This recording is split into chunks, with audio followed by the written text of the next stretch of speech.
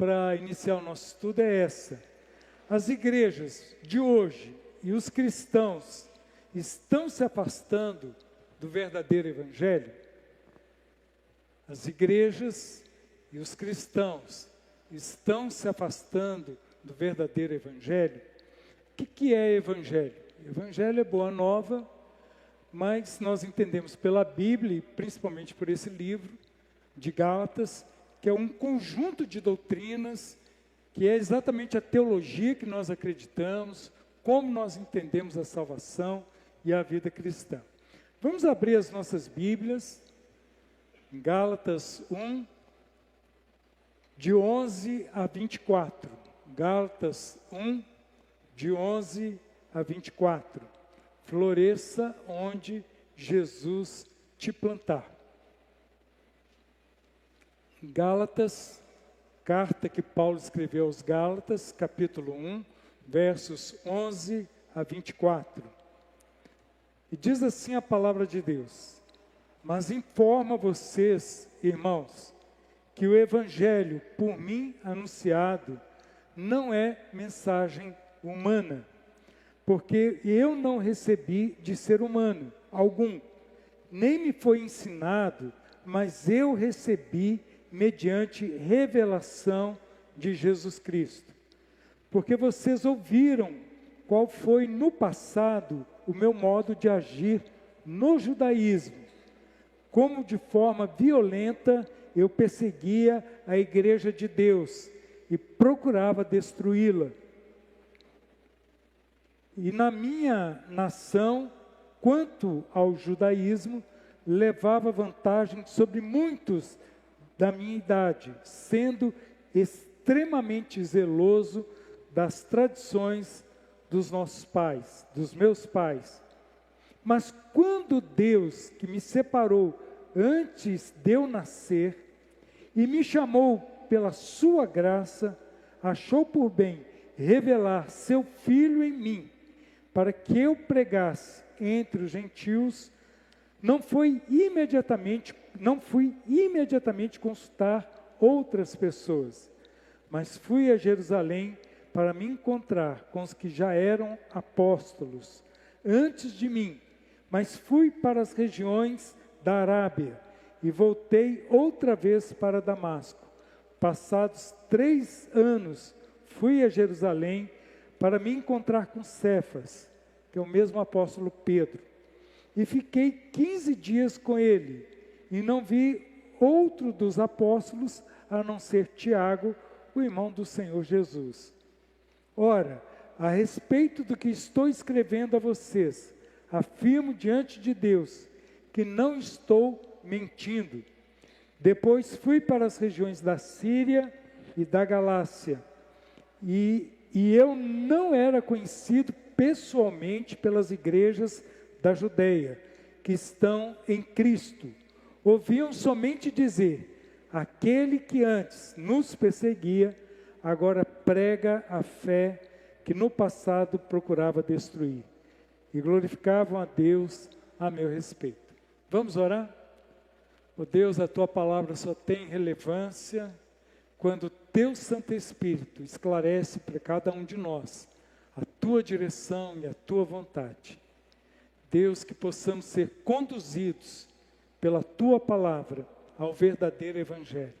Afasta de nós todo egocentrismo, todo o nosso eu, que seja quebrantado, para que Jesus seja Senhor de nossas vidas. Nós agradecemos pela oportunidade de estarmos aqui reunidos, o privilégio de abrir a Tua palavra e de ouvir a Tua voz. Fala conosco, nós queremos Te ouvir. Oramos no nome de Jesus. Amém, Senhor. Queridos, a pergunta inicial foi essa: por que os cristãos, as igrejas, se afastam do verdadeiro evangelho? As pessoas começam bem, as pessoas se empolgam, as pessoas têm uma experiência e de repente elas se afastam. Paulo então tem essa preocupação, escreve essa carta para que os cristãos da Galácia permaneçam firmes. Permaneçam firmes. Interessante que Paulo tem que defender o evangelho dele, o evangelho que ele prega, e defender-se a si mesmo. Porque as pessoas diziam que ele não tinha autoridade alguma, que ele estava mentindo. O inimigo, muitas vezes, para desacreditar a palavra de Deus, muitas vezes procura desacreditar o próprio pregador. E muitas vezes o pregador, hoje em dia, como naquela época também, foge do verdadeiro evangelho. Semana passada, eu compartilhei com vocês uma notícia que ganhou as manchetes, e foi roda de conversa em muitos lugares, sobre aquela mulher do Rio Grande do Sul, da cidade de São Valentim, que foi com o filho de carro até uma outra cidade chamada Erechim, para se encontrar com o noivo dela, que era o Brad Pitt. Ela foi gravada sem saber que estava sendo gravada, e depois ela disse que tudo era uma brincadeira e tal. Falamos sobre isso. Começamos a nossa mensagem falando de uma notícia que foi bem compartilhada, divulgada. Algumas pessoas riram, poucas choraram, outras acusaram, outras defenderam. Ou seja, todo mundo se envolve na história de todo mundo, quando se torna viral. E hoje vou apresentar uma outra história que também, da mesma forma, todo mundo quis participar como juiz, como advogado de acusação, advogado de defesa, mas de vez em quando tem uma palavra mais sóbria também. Trata-se de um casal, o rapaz chama-se Roberto e a menina Tayane. Ele conheceu essa menina, o rapaz, 2 meses antes, e planejaram então subir o pico mais alto do sul do Brasil, que é o Pico Paraná. Não conheço. Mas as pessoas dizem que ele é muito bonito, tem uma vista maravilhosa, e parece muito esse desafio, esse planejamento, essa vontade de subir num lugar alto e contemplar a natureza com a nossa região. A nossa região tem a Serra da Canastra, a Serra Babilônia, e são lugares lindíssimos. Só que lá é um local protegido. E naqueles dias que aquele casal, com mais um grupo de amigos, decidiram subir, era proibido subir. A entrada estava interceptada, não poderia subir. E a pessoa disse o seguinte: olha, vocês podem ir até um determinado lugar, mas não pode subir. Ah, por que não pode subir? Porque é época de chuvas, está tendo uma chuva muito pesada, vocês vão se complicar pela própria vida de vocês, então não subam. O que eles fizeram? Subiram. E eles subiram com o quê? Subiram com um casaco, que os jovens vão poder me ajudar, mas não é um casaco próprio para subir, não. É um casaco pesado. Tem um nome diferente, é que ele é acolchoado. Tem um nome diferente. Como é que é o nome do casaco, gente? Bobagá? Bobajá? O Bobujá, desculpa. Então é esse casaco. Subiram com esse casaco, não é o recomendável. Vocês prestem atenção, porque a vida cristã é como se nós fôssemos subir o Pico Paraná. Que há uma necessidade, todos querem a salvação, todos querem a bênção de Deus. Mas e o preparo? Você está disposto a seguir as regras? Eles então foram com um casaco pesado que não era próprio para essa caminhada. Qual era a roupa própria? Roupa térmica. Vai acampar? Pense em roupa térmica, que é leve e aquece o corpo. Leva repelente, você se prepara de tudo quanto é jeito. Você se prepara até mesmo com os alimentos. Que alimento? você vai comer? Às vezes a gente fala o seguinte: eu vou subir a Serra da Canastra e vou contemplar. E vamos que vamos. Mas e o trajeto? Quanto tempo levará? Como que será isso? Se der algum problema, qual alimento nós teremos? Sabe qual alimento que eles levaram? Chocotone. Levaram mais alguma coisinha, mas muito pouco. Mas geralmente também, quando você vai para um lugar assim, você leva alimento que dá mais, eu vou falar igual o pessoal lá de Belo Horizonte, tem mais substância. Você não leva coisa como se fosse um piquenique ali na praça do bairro. Outro detalhe, o rapaz conheceu a menina há 2 meses. E quando você vai fazer uma trilha que você não conhece, você vai de bike ou a pé, uma caminhada, vai de moto, com um grupo, esse grupo precisa ter confiança. Esse grupo precisa estar junto. Esse grupo precisa ter noção de grupo. Ah, eu vou chegar lá de qualquer jeito, quem ficou para trás ficou. Não. Vá junto. O que é noticiado é que eles conseguiram subir, fizeram a selfie, filmagem, viram nascer do sol, do dia 31 para o dia 1º. Eu nem vou dizer algo, ou melhor, vou dizer algo, mas não condenando também não. Mas o rapaz é crente, e a igreja dele passou a virar do ano de joelho na igreja. E ele foi para a serra. Não há nada de errado, de repente, ele vai buscar Jesus lá na serra. Mas ele foi para a serra. Chegando lá, fizeram tudo e tal, viram o nascer do sol, decidiram descer. Na descida que foi o problema. Não se sabe se eles tiveram alguma intriga, algum problema. O fato é que ele estava ficando para trás. Ela era uma pessoa mais adaptada àquele tipo de atividade. E ela não teve paciência de esperá-lo. Isso é o que foi noticiado, viu gente? Não estou fazendo julgamento não. E ela também disse que viu 3 homens correndo na descida. E aquilo empolgou. A empolgou. Ela disse, eu vou correr junto com eles. E o amigo, fique para trás. Um outro erro, ela levou o celular, aqui já estou fazendo julgamento, né? Mas para avaliar essa questão de segurança. Quando nós fomos para algum lugar, fazermos alguma viagem. Ela levou o celular dele. Alguém pode dizer o seguinte, o celular não pega em um lugar ermo, isolado. Mas geralmente o celular pega se você for num lugar mais alto.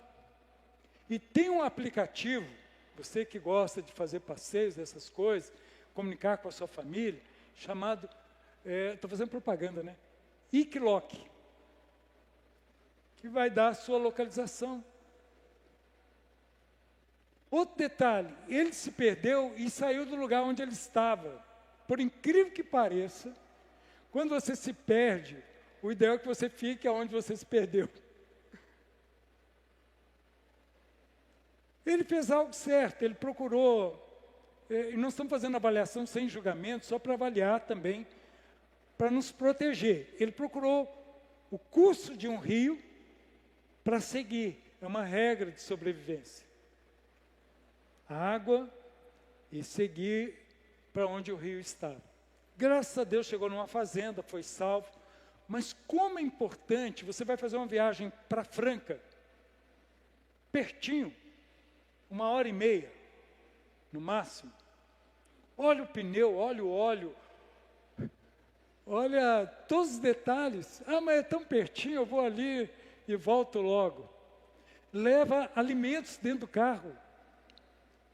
Eu amo viajar para fora, porque a Neuza tem a malinha pronta dela. Com água, com lanchinho.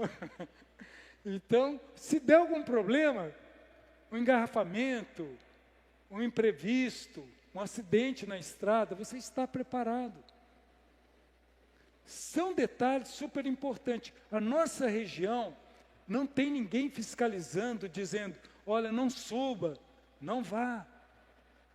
Mas é importante que você veja o clima, que você analise se vai ter tempestade, vai ter tromba d'água. Eu falei tromba d'água, mas aqui eu já vi outra expressão. Como é que é o nome da? Cabeça d'água. Não manda aviso. De repente vem e você é pego de surpresa. Pastor, o que tudo isso tem a ver com a minha vida? O que isso tudo tem a ver com a mensagem de hoje? Porque, por incrível que pareça, os Gálatas, eles estavam numa jornada, como todos nós, uma jornada de fé, mas que não seguiram os princípios básicos e se afastaram do verdadeiro Evangelho.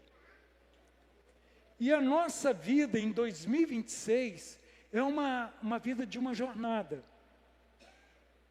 Como nós estamos caminhando na nossa vida? E a vida com Deus determina a nossa vida em todas as áreas. A vida financeira, a vida sentimental, no trabalho.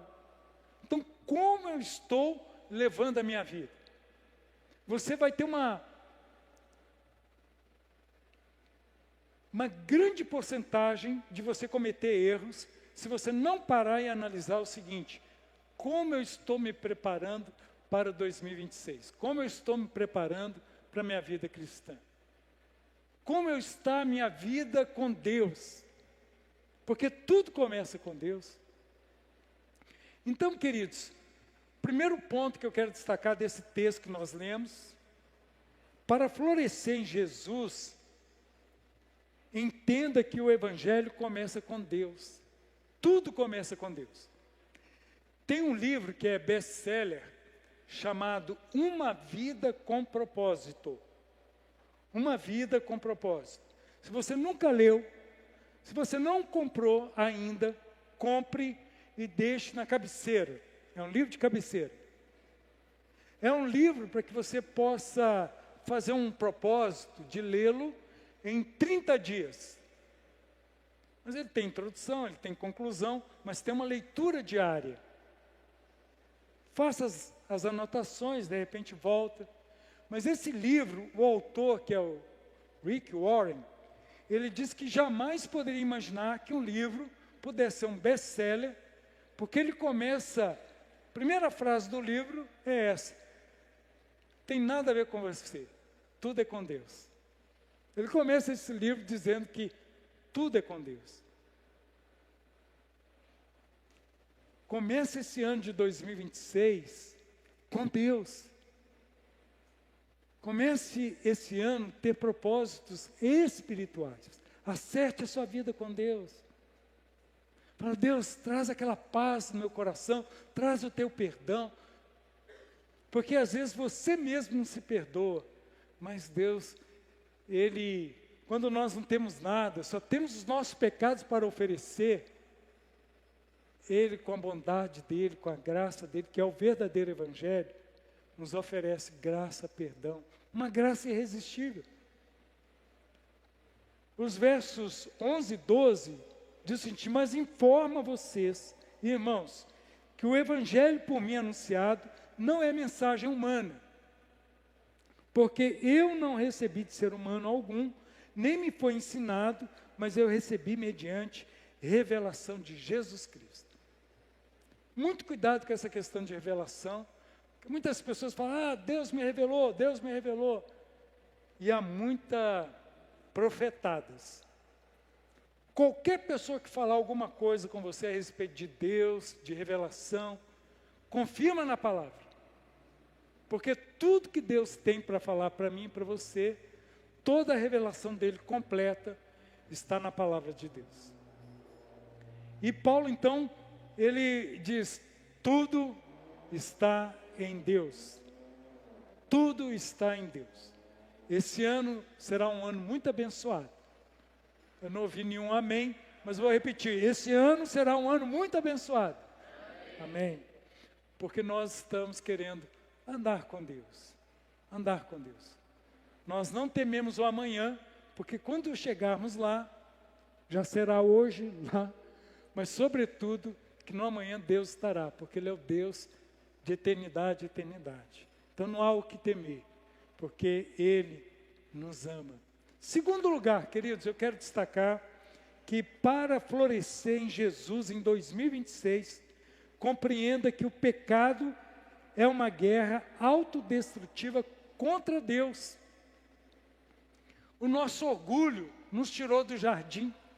A nossa vaidade rompe relacionamentos, nos separa de Deus. E nós precisamos entender isso. Quanto orgulho, de repente, vaidade daqueles dois jovens.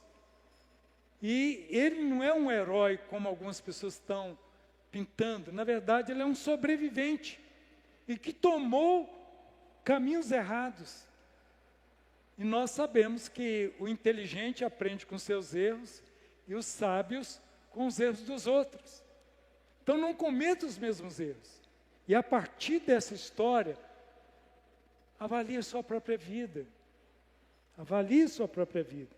E veja o que está destruindo você, sem culpar situações, sem colocar culpa nas pessoas, sem justificar.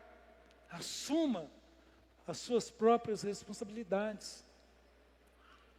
Então nós vamos aí para o verso 13 e 14, que diz assim: porque vocês ouviram qual foi no passado o meu modo de agir. No judaísmo, como de forma violenta, eu perseguia a igreja de Deus e procurava destruí-la. E na minha nação, quanto ao judaísmo, levava vantagem sobre muitos na minha idade, sendo extremamente zeloso das tradições dos meus pais. Gente, quantas vezes nós achamos que estamos abafando, que nós somos a pessoa. Paulo aqui está dizendo que na cultura dele, na época dele, a forma como ele vivia a religião dele, trazia o aplauso, a admiração das pessoas. Mas ele estava afastado de Deus, pensando que estava agradando a Deus. E na verdade ele estava inflando o próprio ego, até ter um encontro com Jesus e mudar a sua perspectiva. E ele percebeu que aquela religiosidade era vazia, era uma religiosidade que mostrava que ele merecia algo e que constratava com as outras pessoas. Trazia uma comparação: eu sou melhor do que os demais. E o que os cristãos ali da Galácia estavam defendendo era assim: vamos ser mais religiosos. E Paulo dizia o seguinte: vamos ser menos religiosos, vamos quebrar isso na cruz, vamos viver o Evangelho, porque o Evangelho perdoa, o Evangelho encontra o pecador e perdoa. O Evangelho não encontra pessoas perfeitas. O Evangelho encontra pessoas que são seres humanos que estão precisando da graça de Jesus. Terceiro lugar, queridos, para florescer em Jesus, saiba que Deus salva por meio da graça. Não é pela religião, não é a placa da igreja, não é o que você pode fazer para Deus, mas aquilo que Deus fez por você. Ele veio ao nosso encontro. Ele assumiu a cruz, pagou o preço dos nossos pecados, e não há nada que você faça, que eu faça, que façamos, que possa dizer: agora eu alcancei a bondade de Deus. Deus te ama, porque Ele te ama, nunca deixou de te amar. Muitas vezes nós é que nos afastamos, nossos pecados criam esse abismo entre nós e Deus. Gálatas 1,15: mas quando Deus, que me separou antes de eu nascer, e me chamou pela sua graça, achou por bem, me chamou por sua graça. Paulo não se considerava melhor do que ninguém. Ele se considerava quando era religioso, quando perseguia a igreja.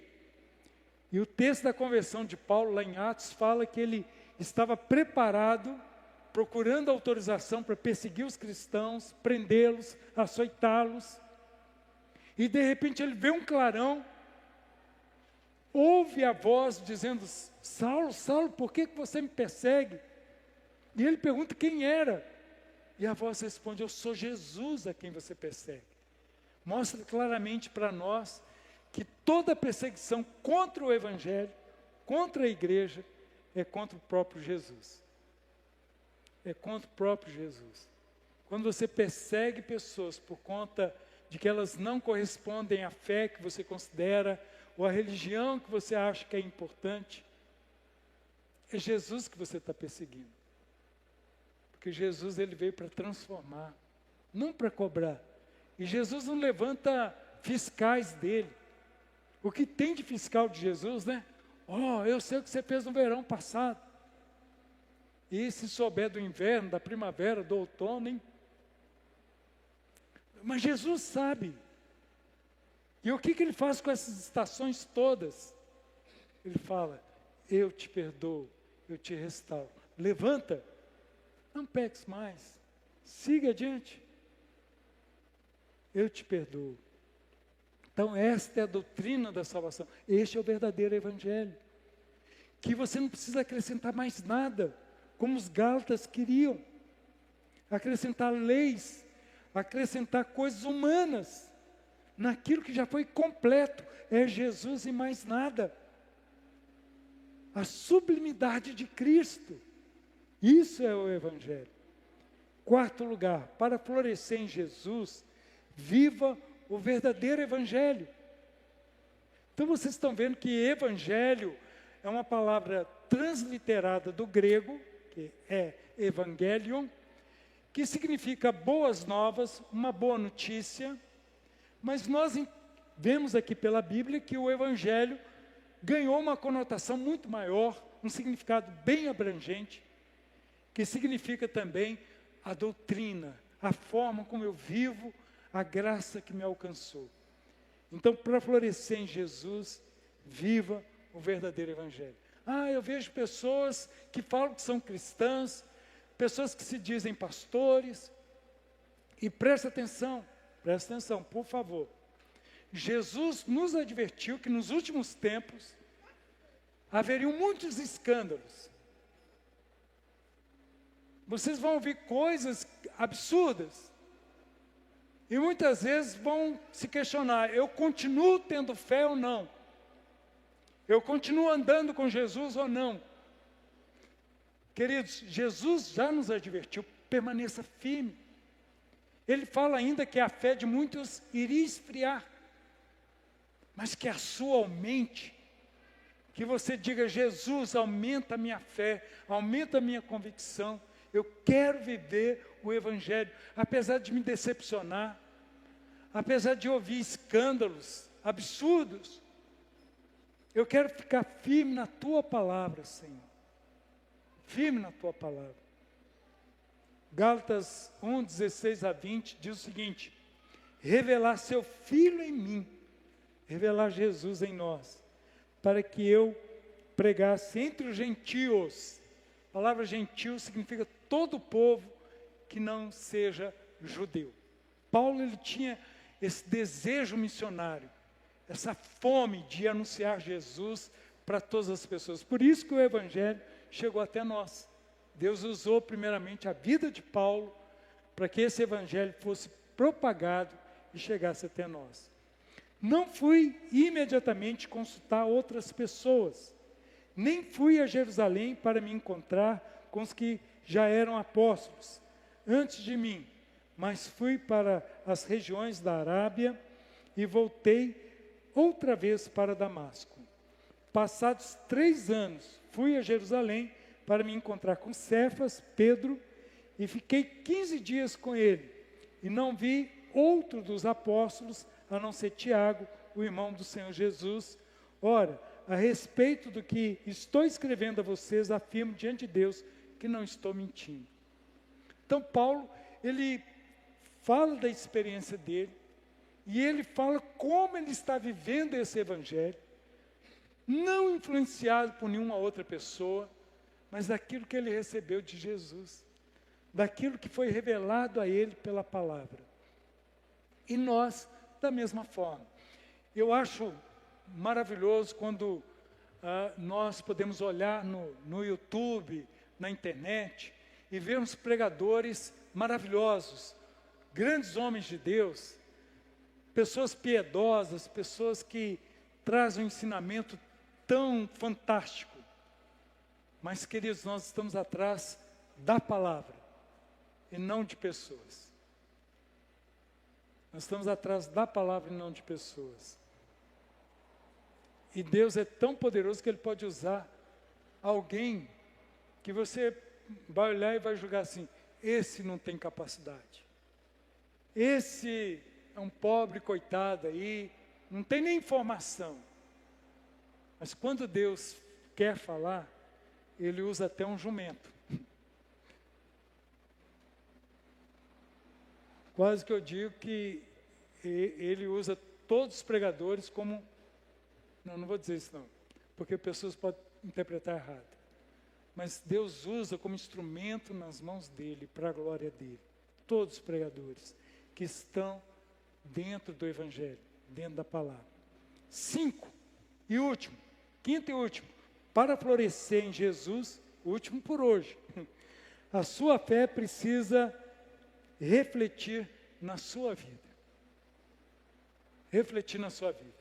Ou seja, viva aquilo que você prega.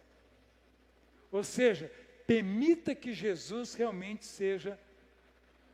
faça diferença na sua vida. Seja o Senhor.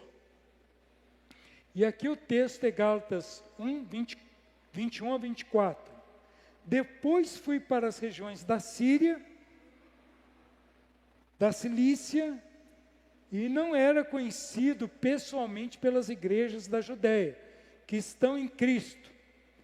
Ouviam somente dizer, aquele que antes nos perseguia, agora prega a fé que no passado procurava destruir. Glorificavam a Deus a meu respeito. Que as pessoas vejam uma diferença em nós.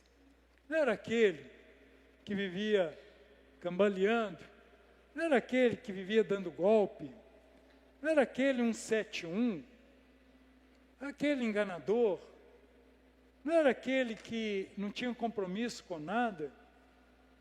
E agora, olha como que é a vida dele. O que está acontecendo com ele? Foi Jesus. E o que as pessoas fazem? Glorificam a Deus pela sua vida. Glorificam a Deus pela sua vida. Permita que Jesus faça a diferença. Porque se Ele não fizer a diferença, que diferença faz? Baixe a sua cabeça, feche seus olhos, nós vamos orar nesse momento. Eu queria convidá-lo para que nós possamos dizer, Senhor, permita que possamos florescer, mas não na perspectiva humana, não no desejo das pessoas, mas que possamos florescer na Tua vontade. Eu sei que a luta é contra a carne, contra o mundo. Eu sei que a luta é contra você mesmo. Você fala assim, eu sou mesmo assim, eu nasci desse jeito. Deus é poderoso para transformar você. Eu acredito que o apóstolo Paulo seria a pessoa mais difícil para uma conversão. Por que mais difícil? Porque ele era religioso, ele buscava Deus. Como que uma pessoa dessa precisa de conversão? Estava andando com Deus. Mas o problema do apóstolo Paulo, antes de conhecer Jesus, é que ele se achava que ele era o melhor de todos. Que na religiosidade dele, ele perseguia pessoas. Que na religiosidade dele, ele acreditava na teologia da meritocracia. Na teologia de que o que eu faço, Deus é obrigado a fazer por mim. Aí ele encontra o verdadeiro. Olha como que é difícil uma pessoa dessa se converter. Ele encontra com Jesus. E aí aqueles que estavam defendendo isso, pós-conversão na igreja, ele fala, para com isso, deixa disso. Não vou voltar para isso não, eu me converti disso. A religião não é peso, não é cobrança para as pessoas. Não é fiscalizar e perseguir pessoas. O Evangelho, ele transforma, ele ama, ele quer que as pessoas tenham uma experiência de mudança, de transformação, como a própria pessoa teve. Nós estamos chegando numa época em que os pastores precisam pregar para aqueles que estão religiosos, são até batizados, têm cargos, às vezes são até pastores,